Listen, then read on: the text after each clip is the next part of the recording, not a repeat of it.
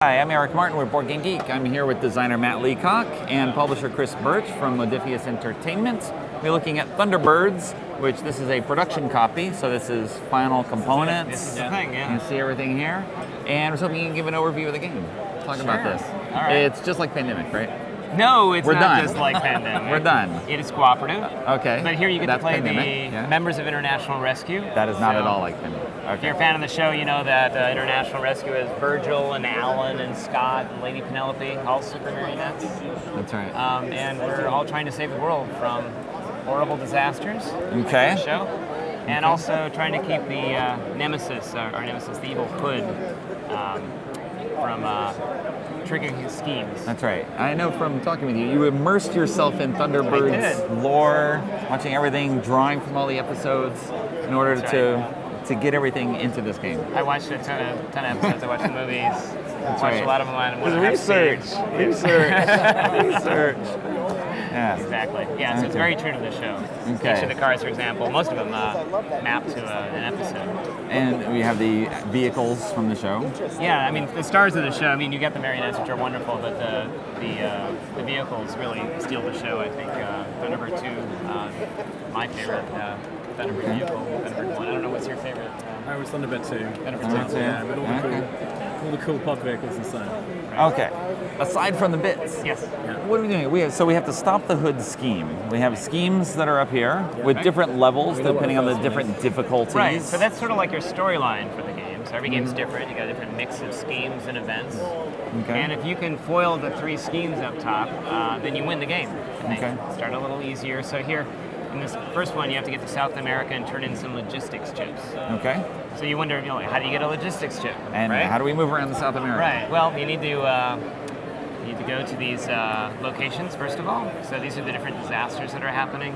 Okay. You've got the desperate intruder here, where you need to get to Africa, and in Africa you need to roll an 8 or better with the 2 dice. And this has Those are bonuses. So rolling an 8 can be kind of difficult. So if you can bring Thunderbird 1 or Thunderbird 4 there, you can add to your roll. Okay. So increase your chances of success. Okay. Now you have these disasters that are ongoing. Yep. And they won't just sit here, of course. No. So you take 3 actions trying to avert those disasters, and at the end of your turn, you pull a new disaster card, like so, and then put it into this slot here. Okay. And so these are relentlessly marching forward towards Doom, this as skull. you were. Yeah. So like As in we a have game, here. you gotta have a skull on it. Okay. If this card ever reaches here, then you failed on your mission here. This disaster triggers, and you lose the game. Okay. So you're basically racing against time and also gathering up the bonuses you need in order to foil the schemes up above. Okay. But you can also use the bonuses to help you when you're stuck. So one of the tokens gives you an extra action, gives you a +2 to the dice roll. So it's a toss-up between do you use them or do you save them? Depending on how desperate you are. Yeah, you're kind of weighing these are like tactical problems you have to deal with, and you can use these tactically to kind of manage that. And then that's your strategic goal. You need to, long term, you have to deal with the Hood. So in addition to taking your actions, laying out new disaster, the Hood will be advancing as well. Right, so you can take your chances rolling these things at low odds, but you may have to roll a lot, and from time to time you're going to be rolling these Hood silhouettes. Or God help you if you roll 2 of them. Right. Every time you roll one of those, he marches forward and he'll trigger bad events. Yeah. And so those will complicate things.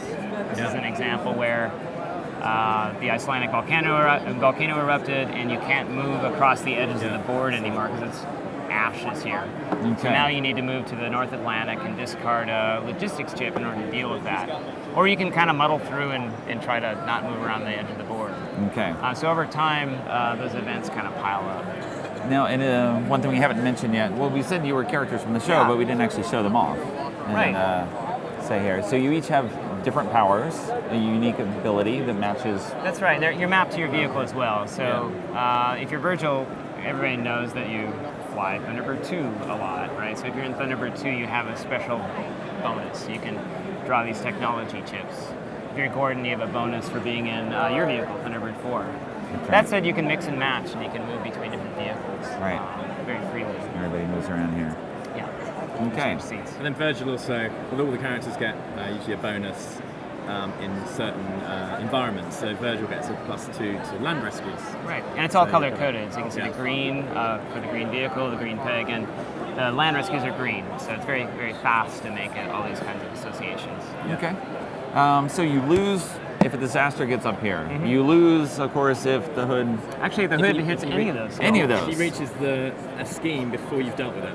Yeah. And you don't know what the next scheme is until you've dealt with this one. So you've got to keep ahead of him. Okay. That doesn't sound too hard, or is it? Oh no, no, No, yeah. not too hard at all. I lost I in did- 5 minutes the first time I tried. All right. I lost the other day and felt a little disoriented. I'm Yeah. not used to losing, but it kept, yeah. Okay. Yeah, We that's also great. have modules down here. Is that That's the right. correct term? Yeah, the pod vehicles. So, Pod vehicles. so we've kind of started right at the beginning of international rescue, when they've just started this kind of whole organisation to rescue people from these disasters around the world.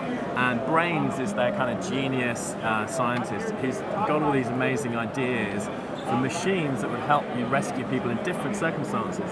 So he's already made the mole. So we start Oh, with the mole. okay. So these counters, you start. They're just blueprints, they're just ideas to start with. But he's already built the mole, which is a kind of drilling machine. You can drill underground to rescue like people in mines. Okay. But he's got ideas for other machines, and as the disaster cards come up, you'll see that there's silhouettes for the pod vehicles on them.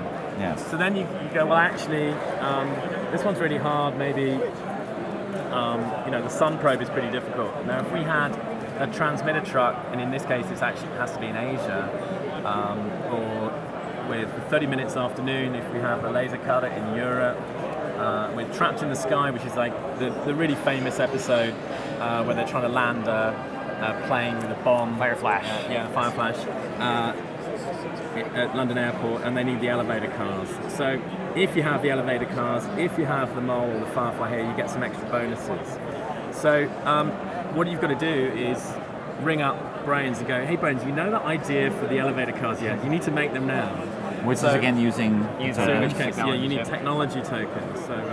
So it's again, there's that balance of you obviously want to use the technology tokens, but maybe you're going to need them for one of the schemes. I bet you that there's none here. No. So some of the schemes might need technology tokens as well. That's right. Or the actual. Or the equipment. Yeah, The exactly. equipment itself. So you need to have them made. But of course, typically you'll make one, and then disaster cars will come out requiring other Right.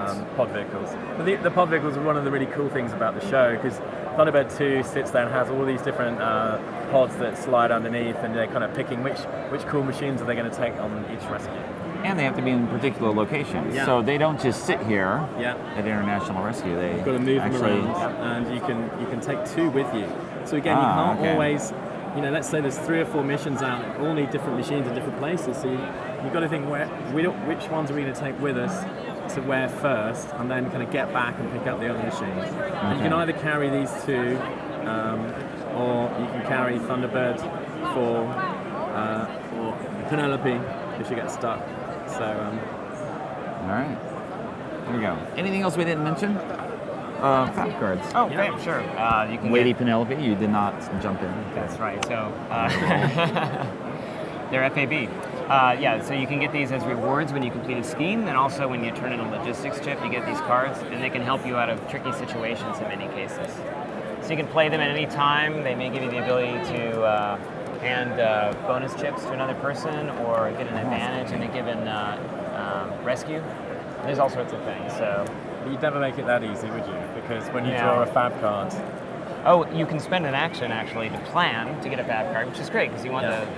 the FAB cards. But Okay. if you do that, then you have to march the hood forward. so he's going to move. So there's a little trade-off there. Do All I want right. the advantage or not? I gotta say, this looks, so I played the prototype, Yeah. the sim copy, and talked about that, and we saw it at Spiel That's right, 2014. It looks a lot different with the finish. Actually, with the Didn't come off my artwork laser on printer here. is the difference. No, So- it looks amazing here. Just seeing I the think show. cut these out with an X-Acto knife. Yeah. Yes, there's that little issue too. Yeah. But it's just funny thinking again about how, I talked with you about this.